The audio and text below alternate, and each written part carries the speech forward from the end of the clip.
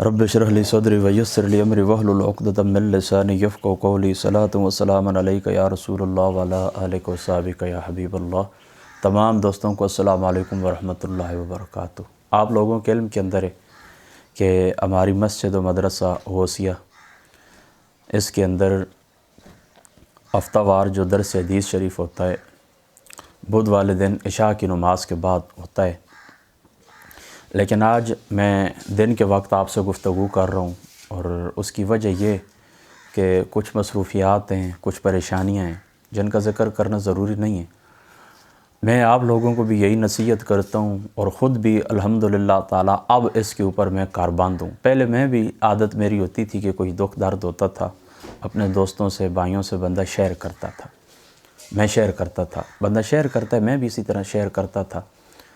بہرحال اب میں اس نتیجے کے اوپر پہنچا ہوں کہ جس وقت آپ کسی کو اپنا دکھ سناتے ہیں تو زبان سے وہ خفگی کا اظہار کرتے ہیں، کوئی بھی آپ کے اپنے پرائے ہیں، رشتہ دار ہیں، پڑوسی ہیں، کوئی بھی ہیں، زبان سے وہ خفگی کا اظہار کرتے ہیں اور اللہ اکبر کہتے ہیں اور استغفر اللہ کہتے ہیں کہ جیسے ان کو بہت بڑا دکھ پہنچا ہے، لیکن دل کے اندر وہ خوش ہوتے ہیں۔ لہذا کسی کے ساتھ دیکھیں نا، شیئر کا مطلب ہوتا ہے تقسیم کرنا، یعنی آپ اپنا دکھ کسی کو سناتے ہیں نا تو اس کا مطلب ہے وہ دکھ تقسیم ہو گئے۔ 100 پوائنٹ آپ کے اوپر تھے نا تو اب 50 اس کے اوپر چلے گئے، 50 آپ کے اوپر رہ گئے۔ پھر وہ 4 آدمی آپس میں شیئر کرتے ہیں تو 25 پوائنٹ سب تک پہنچتے ہیں، یعنی وہ دکھ نصف ہو جاتا ہے، پھر اس سے بھی کم ہو جاتا ہے، پھر اس سے بھی کم ہو جاتا ہے۔ شیئر کرنے کا یہ مطلب ہے۔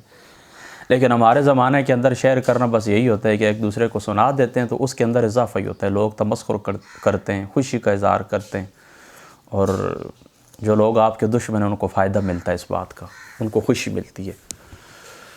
لہٰذا آپ یہ طریقہ ترک کر دیں۔ جس حال کے اندر اللہ تعالیٰ کی ذات اقدس رکھے اس حال کے اندر راضی ہونا چاہیے۔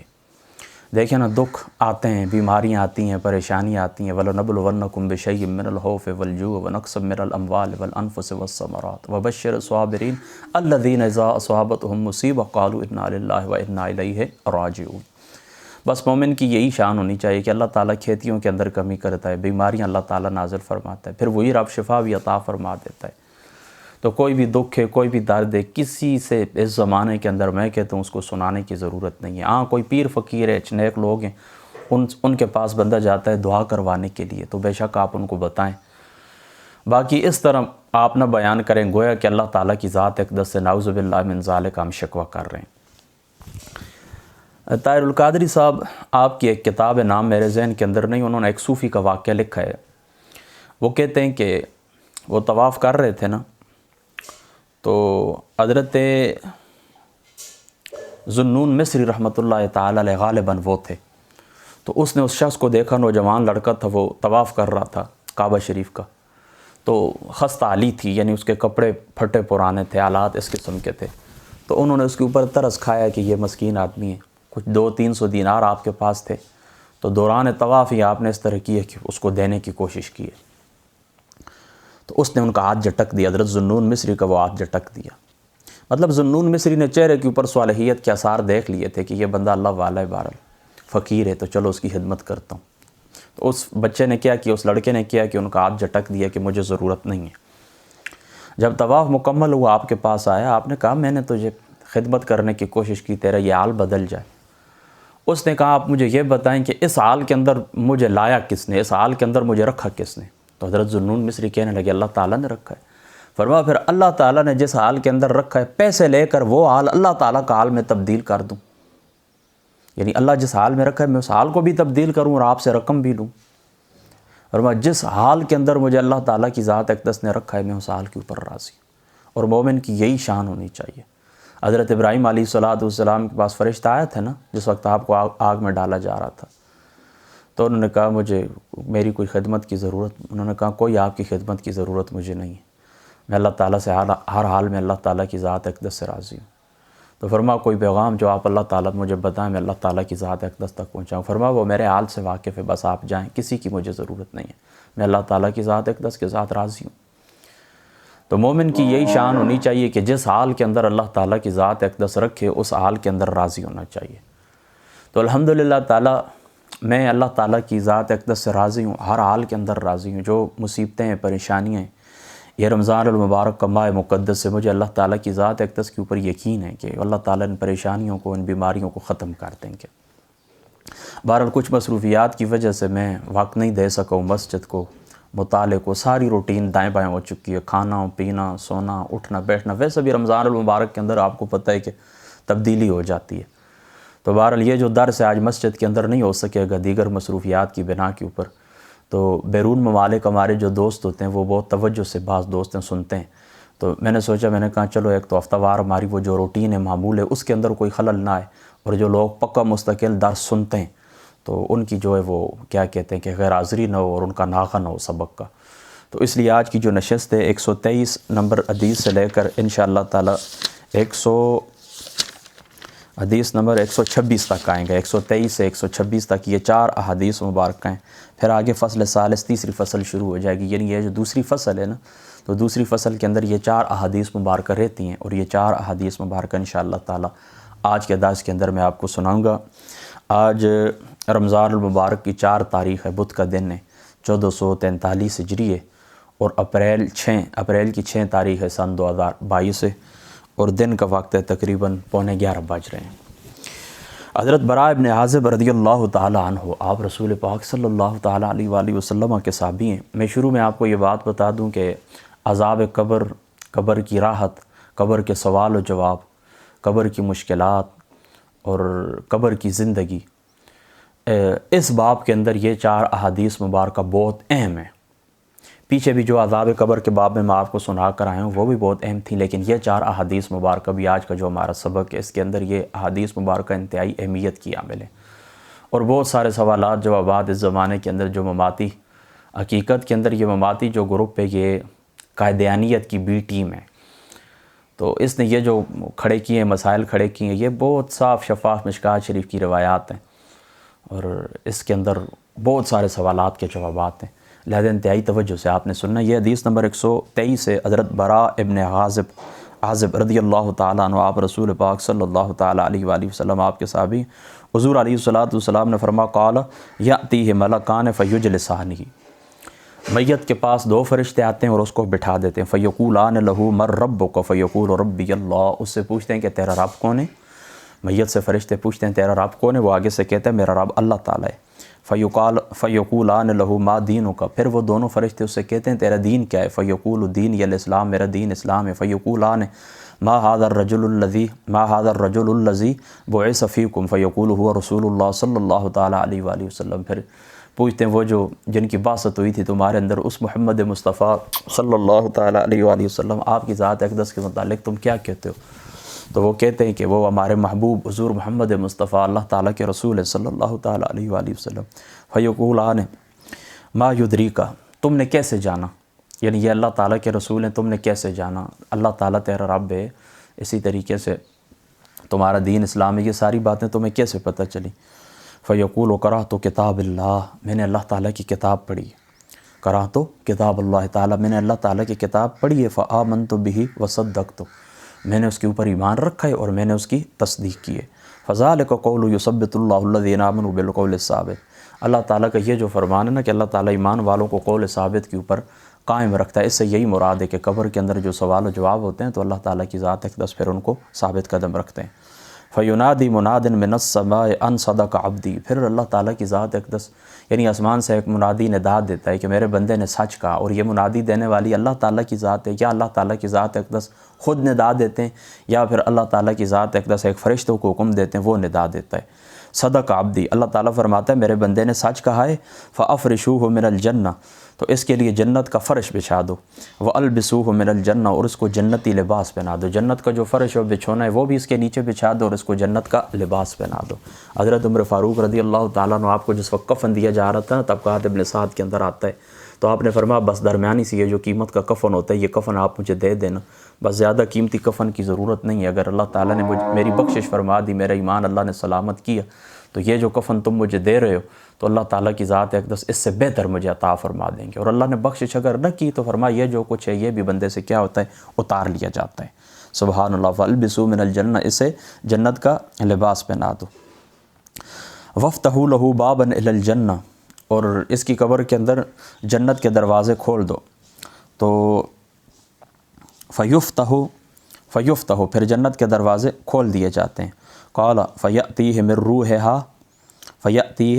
روحہا وطیبہا ویفسح لہ فیہا مد بصری. پھر اس کے لیے اس طرح ہوتا ہے کہ جنت کے دروازے کھول دیے جاتے ہیں تو ایسے جنت کی رات اور خوشبو پہنچتی رہتی ہے. یعنی جنت کی جو خوشبو ہیں، جنت کا جو سکون ہے، جنت کی جو رات ہیں، اللہ تعالیٰ سب مسلمانوں کو نصیب فرمائے. رمضان المبارک کا ماہ مقدس ہے، سب سے مشکل یہی جگہ ہے. قبر کی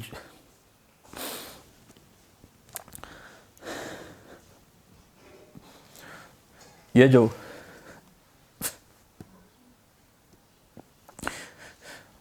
قبر کے معاملات ہوتے ہیں یہ سب سے مشکل ہوتے ہیں. آگے جا کے حضرت سیدنا عثمان غنی رضی اللہ تعالیٰ عنہ آپ سے مروی روایت میں آپ کو سناؤں گا کہ آپ قبر کے جس وقت وہ منظر دیکھتے تو آپ کی داڑھی مبارک تار ہو جاتی تھی. پھر آپ سے پوچھا گیا کہ اس رمضان المبارک کے صدقے اللہ تعالیٰ کی ذات اقدس اس مقام سے ہر شخص کی حفاظت فرمائے. حضور علیہ السلام کی کل امت کی اللہ تعالیٰ کی ذات اقدس حفاظت فرمائے اس مقام سے. یہ مقام انتہائی مشکل ہے. اللہ اکبر. فیأتی من روحہا وطیبہا ویفسح لہ فیہا مد بصری. پھر اس کے لیے اس طرح ہوتا ہے کہ تا حد نگاہ اس کے لیے اس کی قبر کو وسیع کر دیا جاتا ہے. پچھلی جو حدیث پاک میں نے آپ کو سنائی تھی تو اس کے اندر میں نے آپ کو یہ بتایا تھا کہ 70 گز اس کی قبر وسیع کر دی جاتی ہے. تو اس کے اندر میں نے آپ کو اس کی شرح بتائی تھی کہ یہاں پر 70 سے مراد حد نہیں ہے کہ اتنی حد دے، یعنی 70 غازی واقع یا 70 ضرب 70 آپ کر دیں اتنی اس کے لیے. اس سے مراد کیا ہے؟ کثرت ہے. 70 سے مراد یہاں پر عدد نہیں ہے بلکہ 70 سے مراد یہاں پر کثرت ہے، یعنی بہت اس کی قبر وسیع کر دی جاتی ہے.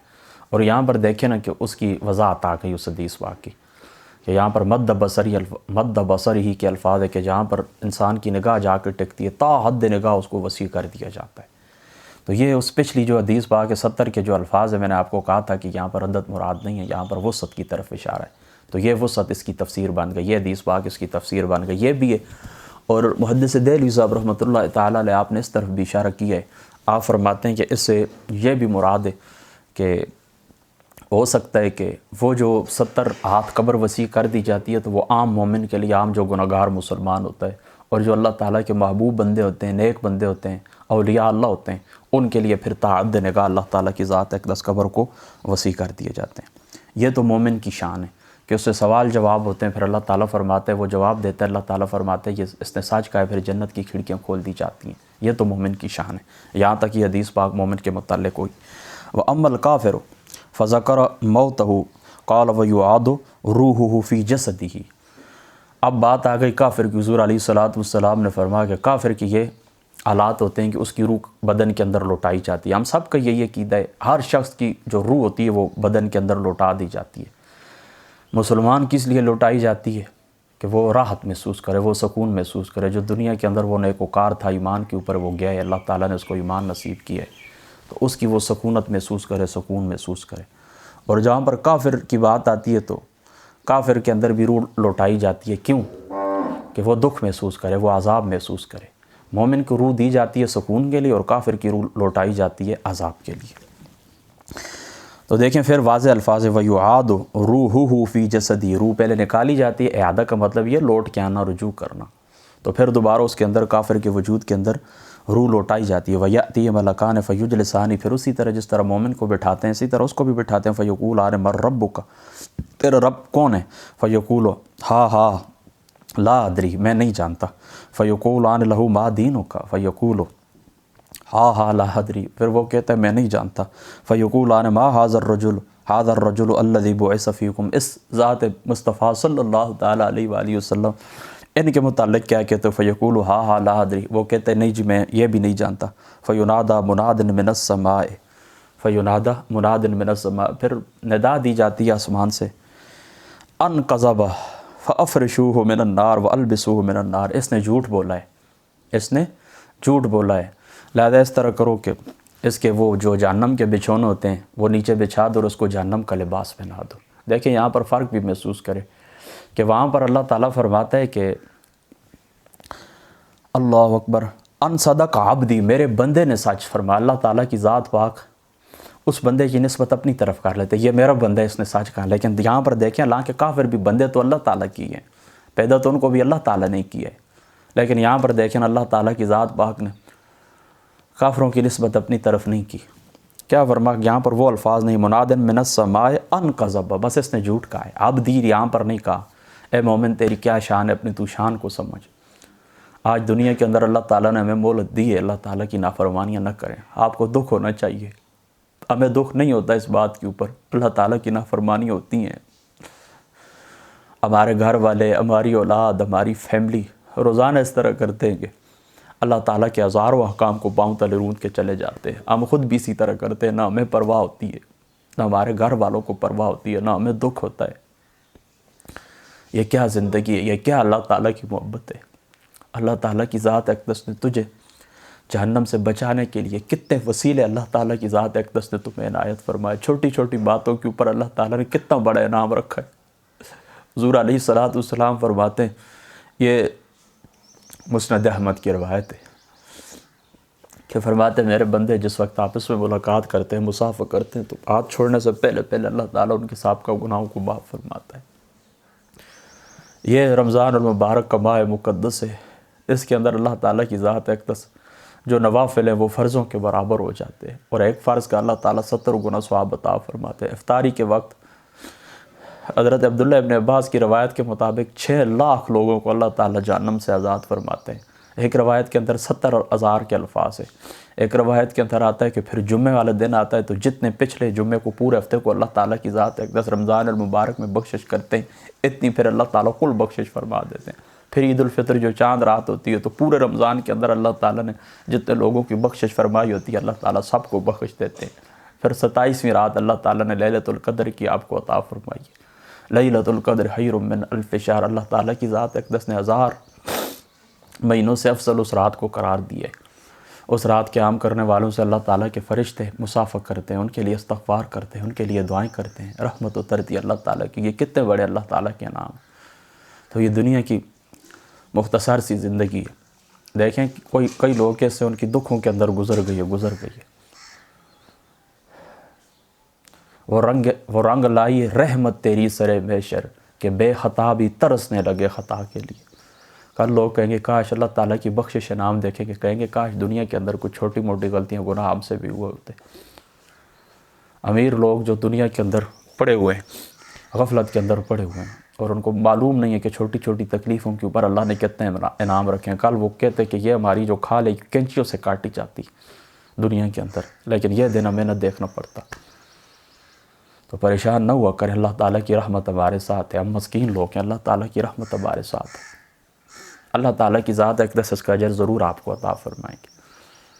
تو میں عرض کر رہا تھا کہ دیکھیں اللہ تعالیٰ نے نیک بندے کی نسبت اللہ تعالیٰ اپنی طرف کرتے، اور جو کافر ہوتا ہے تو اس کے لیے عبدی کے الفاظ نہیں ہیں. بس کہتے ہیں کہ اللہ تعالیٰ فرماتے ہیں اس کو وہ جہنم کا بچھونا بچھا دو اور اس طرح کرو کہ اس کو کپڑا پہنا دو جہنم کا. فَافْتَحُوا لَهُ بَابًا إِلَى النَّارِ، اور اس کے لیے دوزخ کے دروازے کھولے جاتے ہیں. قَالَ فَيَأْتِيهِ مِنْ حَرِّهَا وَسُمُومِهَا وَيُضَيِّقُ عَلَيْهِ قَبْرُهُ حَتَّى تَخْتَلِفَ عَلَيْهِ أَضْلَاعُهُ.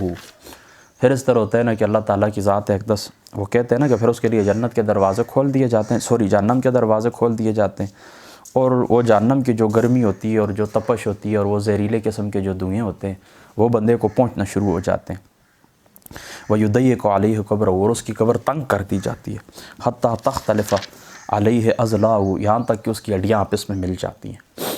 پھر اللہ تعالیٰ اس کے اوپر ایک آما و اسم معه مرزبۃ من حدید ضرب بها جبل لصار ترابا.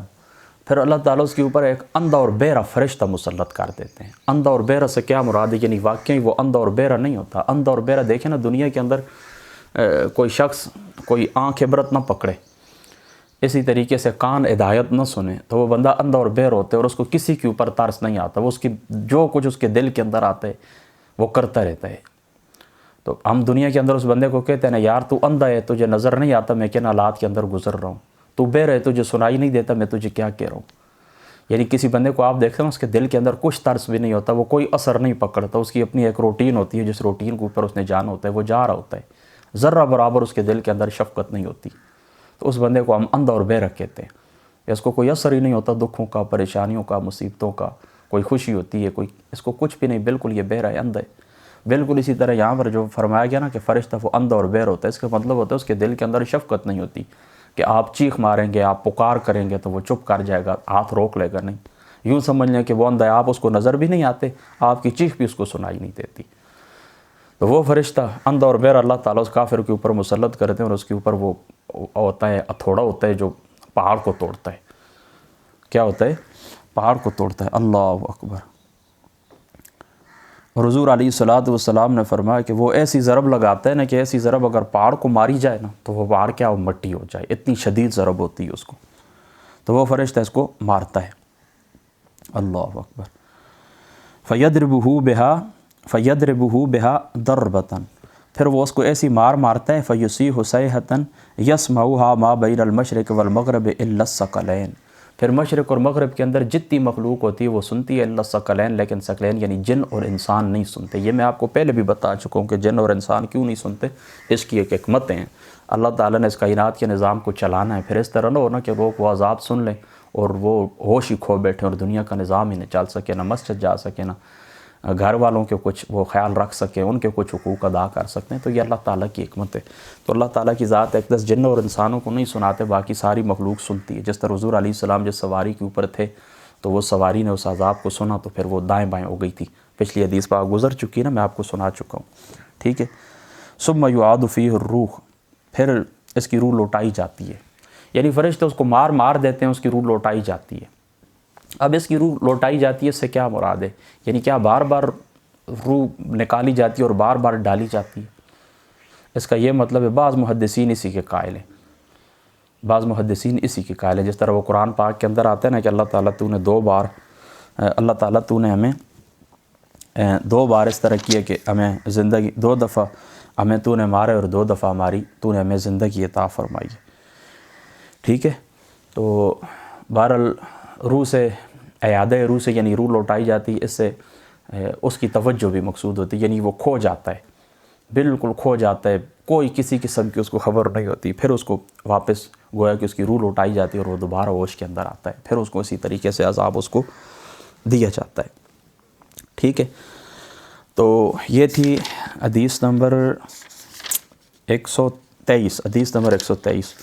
آگے بڑھتے ہیں کہ حدیث نمبر 124، یہاں پر اس کی مختصر شرح تھی نا، کچھ باتیں رہ بھی گئی ہیں، بہرحال چلو جو ضروری تھی وہ میں آپ کو بتا چکا ہوں۔ آگے گئی حدیث نمبر 124۔ عن عثمان انہ کان اذا وقف علی قبر بقا حتی حضرت عثمان رضی اللہ تعالیٰ عنہ آپ سے جب آپ کسی قبر پر کھڑے ہوتے، اذا وقف علی قبر بقا رو پڑھتے، حتی یبل لحیتہ، یہاں تک کہ اتنا روتے حضرت عثمان رضی اللہ تعالیٰ عنہ کہ آپ کی جو داڑھی مبارک تھی وہ داڑھی مبارک تار ہو جاتی۔ یہ دیکھیں نا، یہ وہ لوگ ہیں جن کے لیے حضور علیہ الصلوۃ والسلام نے جنت کی بشارت دی ہے۔ ابو بکر فی الجنہ، عمر فی الجنہ، عثمان فی الجنہ، علی فی الجنہ، طلحہ، زبیر، سعد، سعید، ابو عبیدہ بن الجراح، سعید ابن زید، یہ عشرہ مبشرہ ہیں۔ ان کے متعلق حضور علیہ السلام نے فرمایا یہ جنت ہیں، جن کے کریکٹ جنت کی بشارت دی گئی۔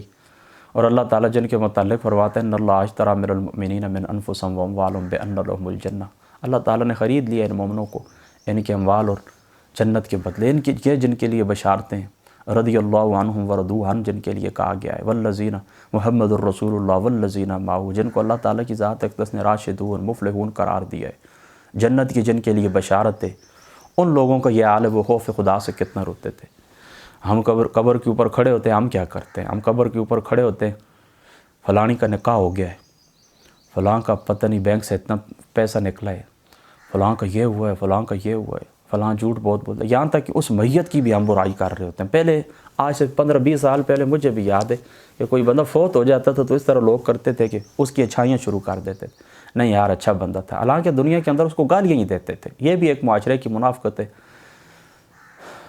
کہ پوری زندگی ایک بندہ دوسرے بندے کو دھکے دیتا رہے، گالیاں دیتا رہے، اس کی مخالفت کرتا رہے، پھر جب وقت آئے تو جھوٹ موٹ کہا وہ مار گیا تو وہی میرا بھائی اور وہی فلانا، اور وہ یہ جھوٹ ہے، ساری منافقت ہے۔ اللہ تعالیٰ سے سب کو محفوظ رکھے۔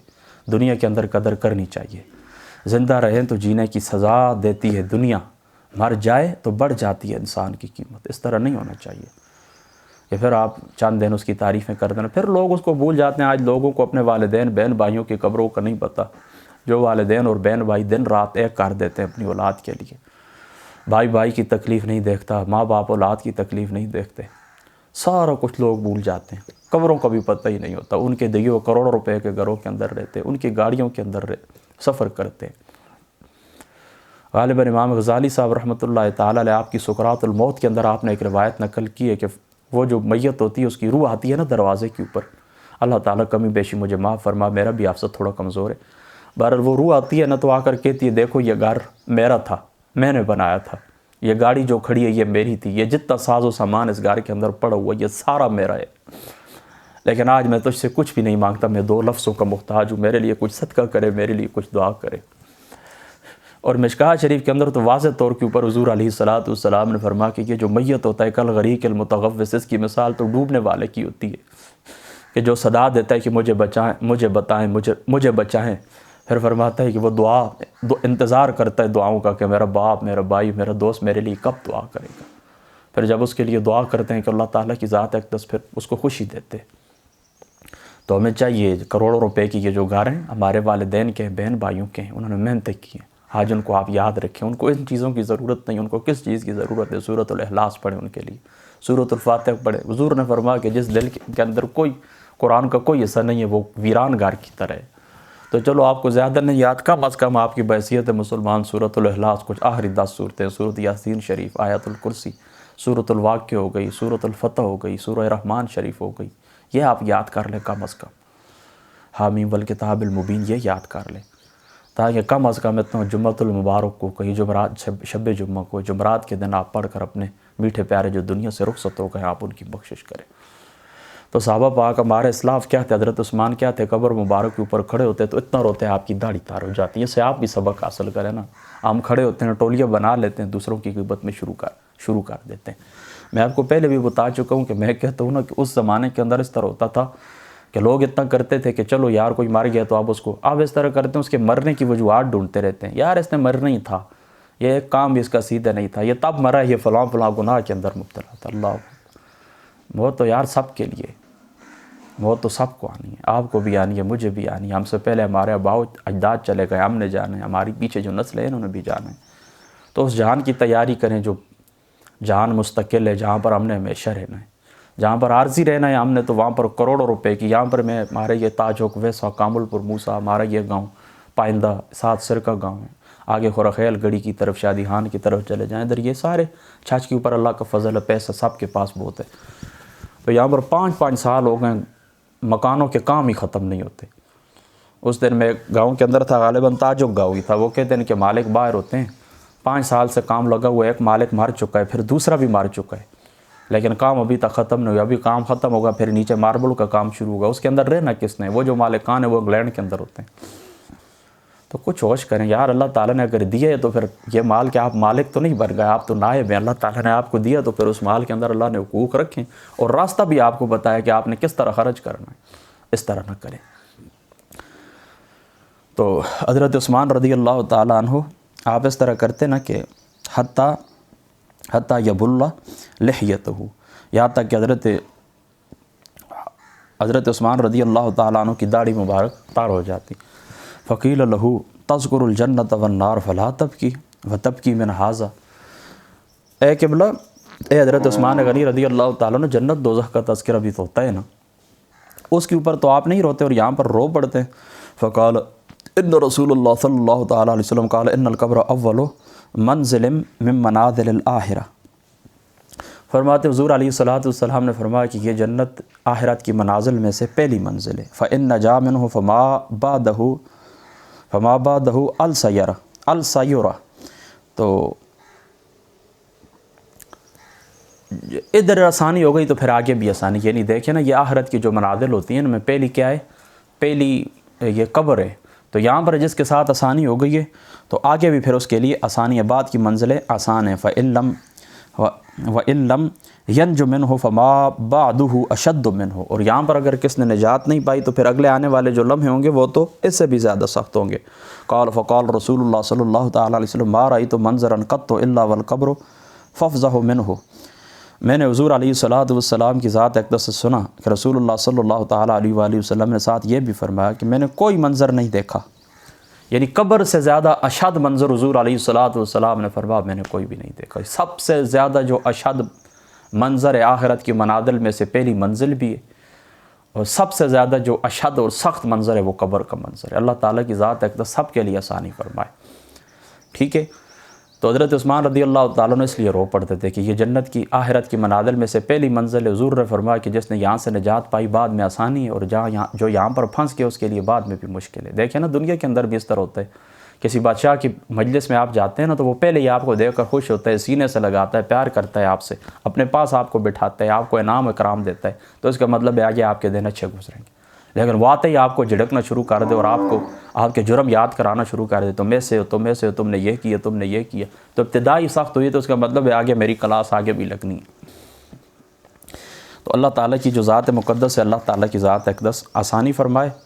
وعنہ قال قال النبی صلی اللہ تعالیٰ علیہ وآلہ وسلم، اور حضرت عثمان رضی اللہ تعالیٰ عنہ آپ سے ہی مروی روایت ہے، فرمایا اذا فرغ من دفن المیت، جب تم دفن میت سے فارغ ہو جاؤ، وقف علیہ، تو قبر کے اوپر کھڑے ہو جاؤ، فقال استغفروا لاخیکم، اپنے بھائی کے لیے استغفار کرو، ثم صلوا له بالتثبیت، پھر اس کے لیے یعنی ثابت قدمی کے لیے اللہ تعالیٰ سے سوال کرو، فإنہ الآن یسأل، اب کی گھڑی اس سے سوال کیا جائے گا۔ یہ دیکھیں نا یہ تلقین کی طرف اشارہ ہے، یعنی اس طرح نا اپنے جب آپ قبر دفن کر چکے نا، پیچھے وہ روایت گزر بھی چکی ہے کہ الف لام میم سے لے کر مفلحون تک، اور دوسرا پھر سورۃ البقرہ کی آخری آیات بینات اس کے لیے تلاوت کرنے کو حکم میں آپ کو سنا چکا ہوں۔ یہاں پر بھی دیکھیں حضور نے فرمایا کہ جس وقت قبر اوپر آپ مٹی برابر کر دیں پھر کھڑے ہو جائیں اور اپنے بھائی کے لیے استغفار کریں، اپنے بھائی کے لیے استغفار کریں، پھر اللہ تعالیٰ کی ذات اقدس ثابت قدمی کی دعا کریں۔ یہ تلقین کی بہت بڑی دلیل ہے۔ اور اس حدیث میں حضرت محدث دہلوی صاحب رحمۃ اللہ تعالیٰ علیہ آپ لکھتے ہیں، آپ فرماتے ہیں اس حدیث میں دلیل ہے کہ زندوں کی دعا سے مردوں کو فائدہ پہنچتا ہے۔ لیکن حضور علیہ السلام واضح طور کے اوپر فرما رہے ہیں کہ آپ اس کو دفن کر چکو، آپ اس کے لیے اللہ سے استغفار کرو اور اللہ تعالیٰ سے سوال کرو اس کی ثابت قدمی کا، کہ آپ اس سے سوال کیے جائیں گے۔ قبر کے وہ 3 سوال میں پیچھے آپ کو سنا ہے نا، یہ سوال کیے جائیں گے، تو اس کی ثابت قدمی کے لیے آپ اللہ تعالیٰ کی ذات اقدس سے سوال کریں۔ تو اس میں کیا دلیل ہے کہ زندوں کی دعا سے مردے کو فائدہ پہنچتا ہے، اور یہی اہل سنت جماعت کا مذہب ہے، ففی دعاء الاحیاء للاموات وصدقۃ عنہم نفعہم، کہ زندوں کی مردوں کے لیے دعا کرنے اور ان کی طرف صدقہ کریں، ان کی طرف سے صدقہ کرنے سے میت کو فائدہ پہنچتا ہے۔ یہ ہمارے عقائد کے اندر یہ بنیادی بات ہے، ہمارے عقائد کے اندر یہ بات شامل ہے، یہ ہمارا بنیادی عقیدہ ہے کہ ہم مردے کے لیے دعا کریں گے، استغفار کریں گے، صدقہ کریں گے، اللہ تعالیٰ اس کو نفع عطا فرمائیں گے۔ ہدایت شریف کی وہ مشہور عبارت میں نے آپ کو سنائی تھی، اور یہ تلقین کی بھی دلیل ہے۔ دیکھیں پچھلے دنوں وہ میں نے ایک ویڈیو دیکھی تھی، ڈاکٹر طاہر القادری صاحب تنویر نام کے ان کے کوئی ہوئے ہیں، تو ان کو کچھ تلقین کر رہے تھے، لوگوں نے بڑا مذاق اڑایا تھا۔ مذاق نہیں اڑانا چاہیے، پہلے آپ تحقیق کریں۔ دیکھیں نا یہ بھی دلیل ہے، اس کے آگے وہ مسند احمد کی روایت کے اندر بھی یہ بات موجود ہے، اور مسند احمد کی جو روایت ہے اس کی اشرۃ اللمعات کے اندر موجود ہے، یہ میں آپ کو سنا دیتا ہوں۔ حضرت ابو امامہ رضی اللہ تعالیٰ عنہ آپ سے مروی روایت ہے کہ حضور علیہ الصلوۃ والسلام نے فرمایا جب تمہارا کوئی مسلمان بھائی فوت ہو جائے اور تم اسے دفن کر دو اور مٹی ڈال دو، تو تمہیں چاہیے کہ تم میں سے ایک شخص اس کے سرانے کھڑا ہو کر کہے اے فلاں عورت کے بیٹے، اے فلاں عورت کے بیٹے۔ جب آپ یہ کہیں گے تو میت یہ آواز سنتا ہے مگر جواب نہیں دیتا، پھر آپ دوبارہ کہیں کہ اے فلاں عورت کے بیٹے، اس پر وہ میت بیٹھ جاتا ہے، قبر کے اندر بیٹھ جاتا ہے۔ پھر تیسری بار کہیں کہ اے فلاں عورت کے بیٹے، اس پر وہ میت کہتا ہے، یعنی تیسری دفعہ جب آپ یہ کہیں گے، پہلی دفعہ وہ بیدار ہوتا ہے، دوسری دفعہ بیٹھ جاتا ہے، اور تیسری دفعہ آپ کے کہتا ہے ہاں کیا کہنا چاہتے ہو، میں ہوں، جس کو تم پکارے وہ میں ہوں، کیا مجھے کہنا چاہتے ہو؟ تو پھر تمہیں کہنا چاہیے تم، لیکن حضور نے فرمایا تم اس کی یہ بات نہیں سنتے، وہ تمہیں یہ کہتا ہے کہ مجھے تم کیا کہنا چاہتے ہو، میں ہوں، لیکن تم اس کی بات نہیں سنتے۔ تو پھر آپ یہ کہیں، یعنی وہ بندہ جو سرانے کھڑا ہے نا، وہ آپ کیا کہے، فلاں کلمہ یاد کر جس پر تو دنیا میں تھا، یعنی کلمہ شہادت لا الہ الا اللہ محمد الرسول اللہ وان محمد عبدہ ورسولہ، اور یہ کہ تو اللہ تعالیٰ پر راضی تھا کہ وہ اللہ تعالیٰ تیرا رب ہے، اور حضرت نبی پاک محمد مصطفیٰ صلی اللہ تعالیٰ علیہ وآلہ وسلم آپ رسول برحق ہیں، اور تیرا دین اسلام ہے، اور قرآن مجید تیرا رہنما ہے، قرآن مجید تیرا امام اور تیرا رہنما ہے۔ اور جب میت یہ کہتا ہے تو منکر، اب ظاہری سی بات ہے آپ اس کو سکھا دیتے ہیں نا، تو میت وہ سوالوں کے جواب تو دے دیتا، آپ فرشتے ایک دوسرے کا ہاتھ پکڑتے ہیں اور کہتے ہیں چلو یار اس سے ہمارا کیا کام ہے، اس کو تو اللہ تعالیٰ کی ذات اقدس نے حجت سکھا دی ہے۔ پھر حضور نبی پاک صلی اللہ تعالیٰ علیہ وآلہ وسلم آپ کی ذات مقدس سے یہ سوال ہوا کہ اس لڑکی کا نام آپ کو معلوم نہ، یعنی جو میت آپ نے دفن کیا ہے نا، تو اس کے وہ جو ان کا نام یاد نہ، اس کی امی کا نام معلوم نہ ہو، تو حضور نے فرمایا کہ پھر حوا، حضرت حوا رضی اللہ تعالیٰ عنہ آپ کی طرف منسوب کر دیں، کیونکہ وہ سب ماؤں کی ماں ہیں۔ اور دیکھیں نا، یہ روایت بھی ہو گئی تلقین کی، اور وہ جو سورۃ البقرہ شریف کی ابتدائی اور آخری آیات ہیں وہ بھی ہو گئی۔ اور یہاں پر محدث دہلوی صاحب رحمۃ اللہ تعالیٰ علیہ آپ نے لکھا ہے کہ اس وقت قرآن مجید مکمل ختم کریں تو یہ بہت افضل ہے۔ قرآن مجید مکمل ختم کریں تو یہ افضل، اور بعض علماء نے مسائل فقہ کا بیان کرنا بھی منقول ہے، وہ کہتے ہیں کہ مسائل فقہ آپ بیان کریں قبر کے اوپر کھڑے ہو کر، بعض کہتے ہیں کہ وراثت کے مسائل کو بیان کریں۔ بہرحال ٹھیک ہے، پسندیدہ اور مختار یہی ہے کہ قرآن مجید کا ختم کریں، یہ سب سے افضل بات ہے، ٹھیک ہے۔ تو اس حدیث پاک یہ بھی بہت اہمیت کی عامل قبر کی زندگی کے اوپر بھی دلیل ہے۔ یہ دو روایتیں ہو گئی نا، ایک تو چلو ضمناً میں نے آپ کو سنا دی نا مسند احمد والی، یہ حدیث نمبر 125 جو ہے، تو یہ قبر کی زندگی کے اوپر بھی دلیل ہے، اور اس کے اوپر بھی دلیل ہے کہ ہم جو کچھ میت کے لیے کرتے ہیں اللہ تعالیٰ کی ذات اقدس ان کا فائدہ اس کو عطا فرماتا ہے۔ وعن ابی سعید قال قال رسول اللہ صلی اللہ علیہ وسلم، بس یہی آخری میری روایت، اور بس بات کو ختم کرتے ہیں۔ وعن ابی سعید قال قال رسول اللہ صلی اللہ تعالیٰ علیہ وآلہ وسلم، حضرت ابو سعید خدری رضی اللہ تعالیٰ عنہ فرماتے ہیں کہ لا یسلط علی الکافر فی قبر 99، اللہ تعالیٰ حضور علیہ السلام فرماتے ہیں کہ قبر کے اندر میت کے اوپر اللہ تعالیٰ 99 سانپ مسلط کرتا ہے۔ کتنے؟ 99 سانپ اللہ تعالیٰ کی ذات اقدس زہریلے سانپ اس کے اوپر مسلط کرتے ہیں، جو اس کے بدن کو قیامت تک نوچتے رہتے ہیں اور کاٹتے رہتے ہیں۔ اور اگر ان سانپوں میں سے، یعنی 99 سانپ جو ان سانپوں میں سے ایک سانپ صرف اپنی پھونک مار دے زمین کے اوپر، تو یہ زمین سبزہ اگانا چھوڑ دے، یہ زمین کیا کرے؟ سبزہ اگانا چھوڑ دے۔ یہ 99 اس کی طرف بھی مطلب اشارہ اسی طرف ہے کہ یہاں پر کثرت مراد ہے، یعنی بہت زیادہ اللہ تعالیٰ کی ذات ہے تو کافر کی قبر کے اندر سانپ اور بچھو چھوڑ دیتے ہیں۔